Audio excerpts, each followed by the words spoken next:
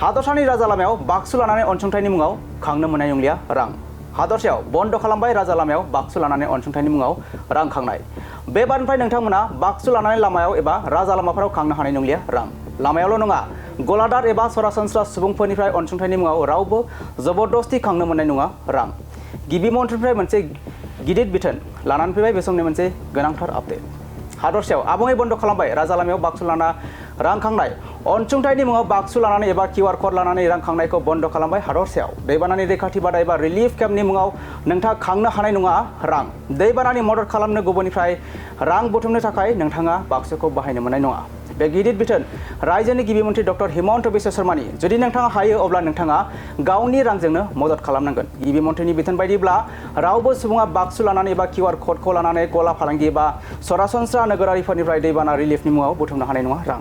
जुदि सोरबाफोर मदद खालामनो गोसो दं अब्ला नोंथांमोना गावनि रांजोंनो खालामनांगोन मदद। आरो जाय सुबुंफोरा बे नेमखौ सिफायो बिसोरनि हेंथायै राहा लानो पुलिसखौ बिथोन होनाय जादों गिबि मन्थ्रि डक्टर हिमन्त बिश्व शर्मानिफ्राय।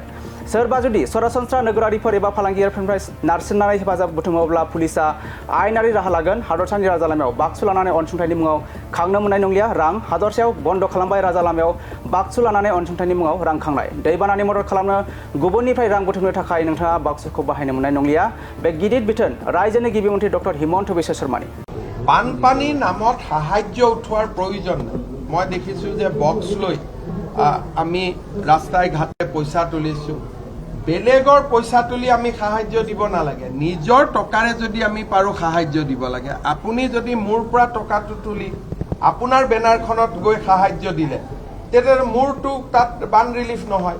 মই দেখিছোঁ যে বহুতে টিং লগাই স্কেনাৰ লগাই পইচা উঠাইছে, তাৰমানে নিজৰ পইচা নহয়, বেলেগৰ পইচা লৈ গৈ তাতে, সেইটোতো মোৰ মতেদি ফ্লাড ৰিলিফ নহয়।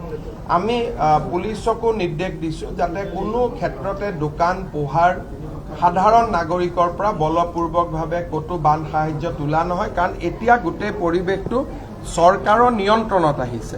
তাত এতিয়া চৰকাৰে সকলো জেগাত যাব পাৰে। প্ৰথম 7 দিনৰ কথাটো বেলেগ আছে যে চৰকাৰ যাব নোৱাৰিছে।